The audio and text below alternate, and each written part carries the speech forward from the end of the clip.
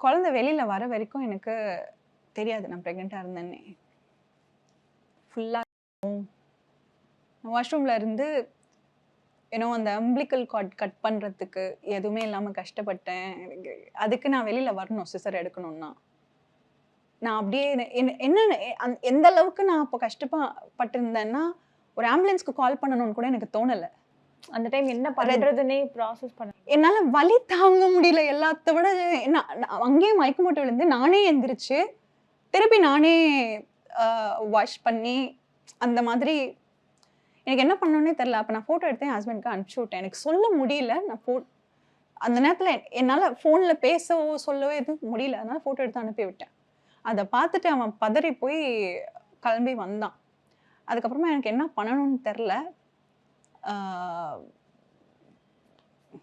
என்னால அங்க அந்த ரூம்ல என் வீட்ல என்னால இருக்க முடியல அங்க. எனக்கு என்ன பண்ணணும்னு தெரியல. அதனால கிளம்பி ஆஃபீஸ் போயிட்டேன். Rest எடுக்கலையா?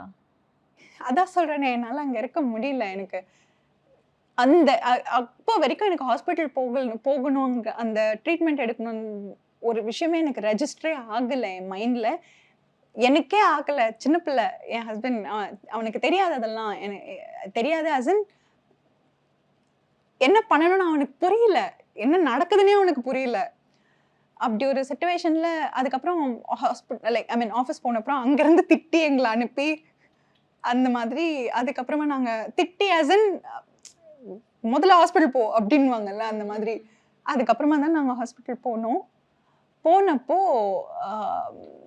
I don't know if you would use this because labour ப்ராசஸை நான் கோ த்ரூ பண்ணியிருக்கேன். அதுக்கப்புறமா லைக் என் பாப்பாவோட ஃபேஸை நான் மட்டும்தான் பார்த்தேன். பேபி அந்த அந்த ஃபீட்டஸ் குழந்தையோட முகம் அப்படியே போயிருந்துச்சு. அந்த போன டாக்டர் சொன்னாங்க, it could be because of the tablets I had taken.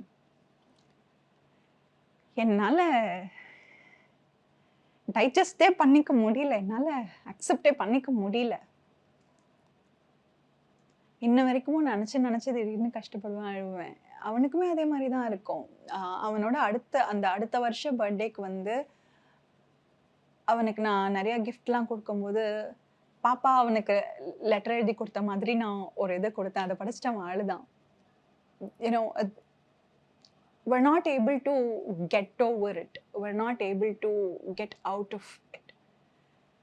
தெரியல ஏன்னு. அந்த அடுத்து போய் மீட் பண்ண டாக்டர் அந்த மாதிரி சொன்னாங்க. அதுக்கப்புறம் எங்களால் ட்ரீட்மெண்ட் பண்ண முடியல. ஸோ நாங்கள் மணி அரேஞ்ச் பண்ணிவிட்டு லைக் போகலாம் அப்படின்ட்டு ட்ரை பண்ணுறதுக்குள்ள கவர்மெண்ட் ஹாஸ்பிட்டல் போகலாம் அப்படின்னு சஜஸ்ட் பண்ணாங்க. சரி போகலாம் அப்படின்னு சொல்லிட்டு போனால் middle of the night female attender கூட இருந்தால் தான் அட்மிஷனே பண்ணுவோன்னு சொல்லிட்டாங்க. யாருமே இல்லாத இடத்துல நான் எங்கே போவேன் ஃபீமேல் அட்மிஷனுக்கு? ஒன்று. இன்னொன்று,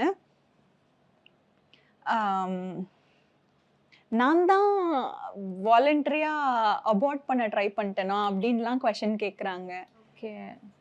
கவர்மெண்ட் ஹாஸ்பிட்டலில் தான் நடந்துச்சு இதெல்லாம். அஃப்கோர்ஸ் எங்களுக்கு கிட்டத்தட்ட ஒரு 3-4 மணி நேரம் வெயிட் பண்ண வச்சாங்க. ரொம்ப you know how they treat right, and just because I say you know how they treat doesn't make it right.